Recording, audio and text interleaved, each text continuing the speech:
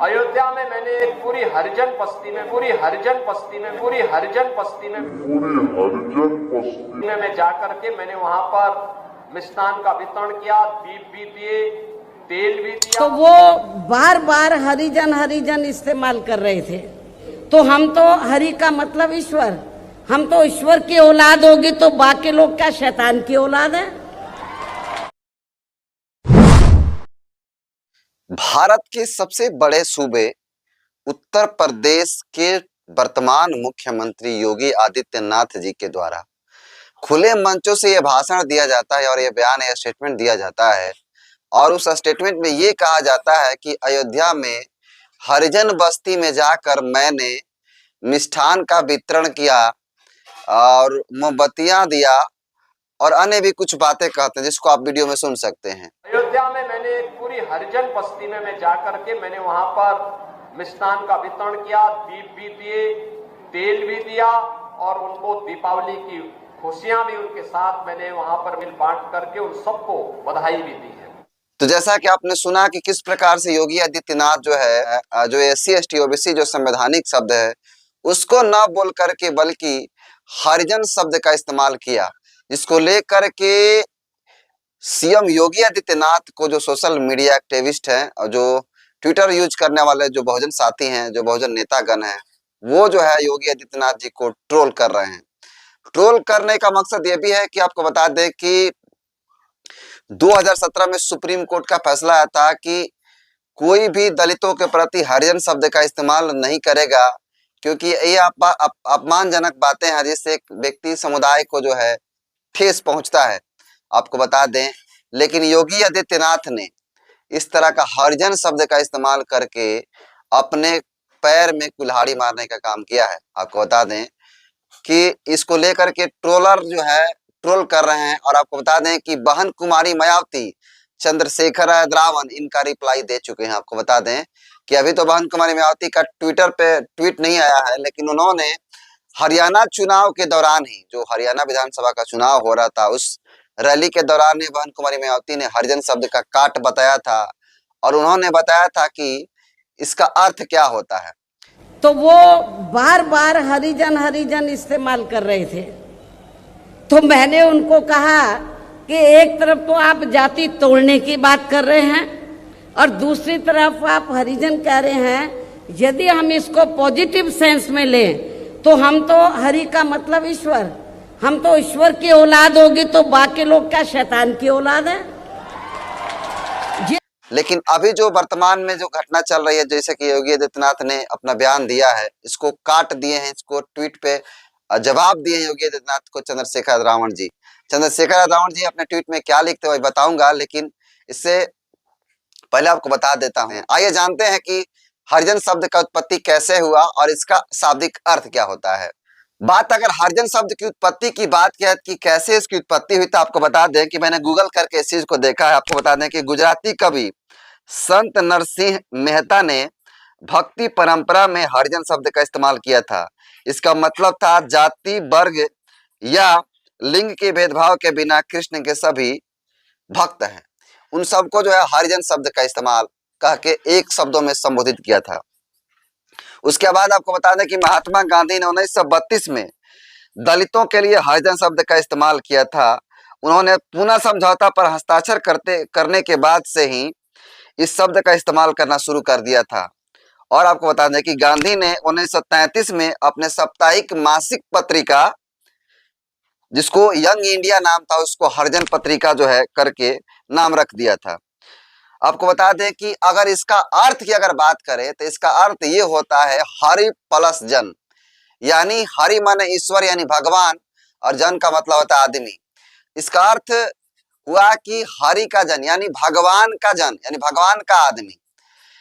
हरियाणा चुनाव के दौरान बहन कुमारी मायावती ने भी इसका जवाब दिया था और वो बताया था कि अगर हम लोग भगवान की औलाद है तो बाकी क्या शैतान की औलाद है। लेकिन आपको बता दें अभी जो योगी आदित्यनाथ वायरल हो रहे हैं, इनके उतना कटिंग वायरल कर रहा है इनके भाषणों को, उसको लेकर के चंद्रशेखर जो भीम आर्मी के राष्ट्रीय अध्यक्ष हैं और नए नए सांसद बने हैं, वो क्या कहते हैं आपको ट्वीट जो करके बताएं उसको पढ़कर सुनाता हूं।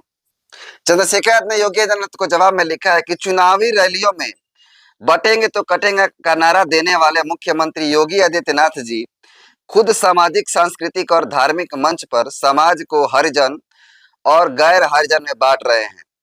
क्या इस हरिजन शब्द के प्रयोग से उनका तथाकथित हिंदू खतरे में नहीं आता?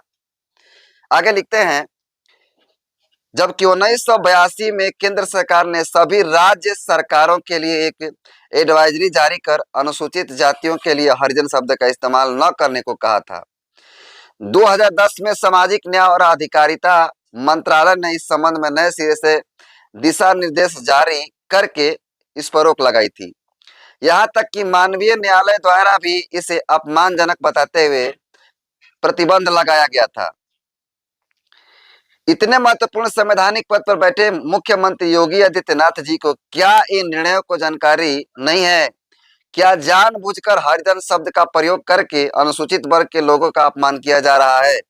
आगे लिखते हैं कि जब गांधी ने अछूते के लिए हरिजन शब्द का इस्तेमाल करना शुरू किया तो परम पूज्य बाबा साहब डॉक्टर BR अम्बेडकर जी ने इसका कड़ा विरोध किया और इसे अपमानजनक शब्द बताया था। ये सवाल उस समय पूछा गया था और आज भी प्रासंगिक है।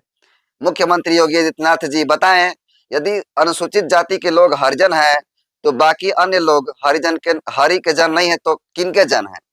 तो देखिए किस प्रकार से जो चंद्रशेखर रावण है ये योगी आदित्यनाथ को ये सवाल पूछे हैं और बताया भी है कि पहले इस तरह की चीजें हुई है, इसका कड़ा विरोध पहले भी हुआ था।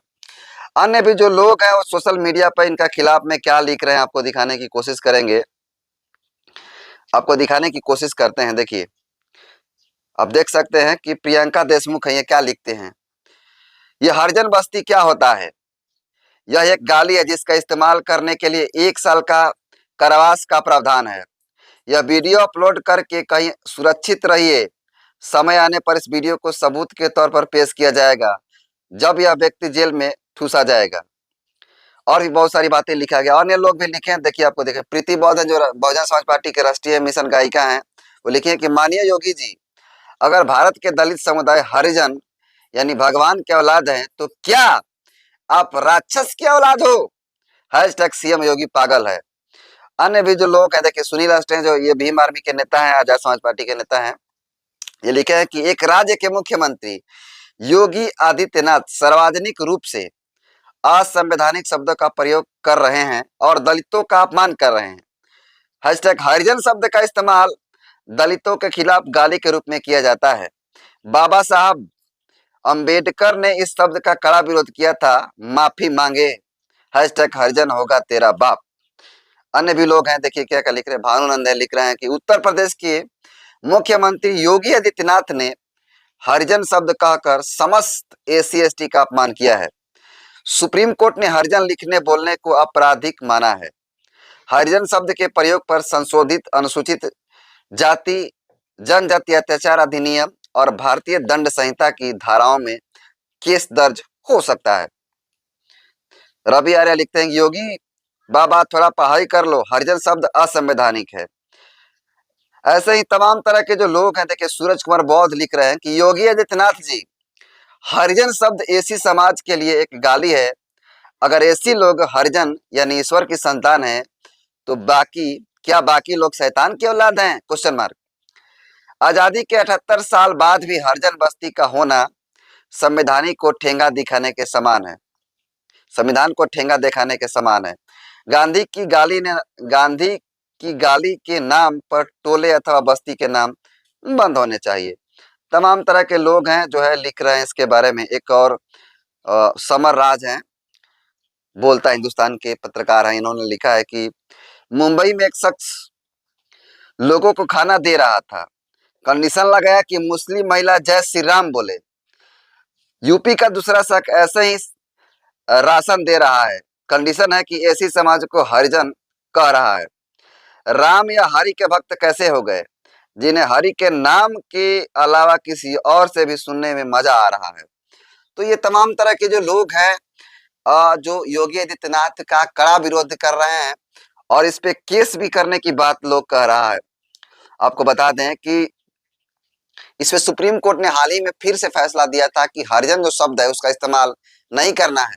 बाकी खुले मंचों से जिस प्रकार से योगी आदित्यनाथ जी ये बात कहते हैं कि हरिजन बस्ती में गया और वहां पे मिठाइयों का वितरण किया, मोमबत्तियां वितरण किया और दिवालिया मनाया और तमाम तरह की बातें कहते हैं। इसको लेकर के लोग कड़ा विरोध कर रहे हैं। बाकी योगी आदित्यनाथ एक बहुत बड़े पद पे बैठे हैं, जो सूबा एक भारत का एक बड़ा प्रदेश है, उत्तर प्रदेश का मुख्यमंत्री हैं।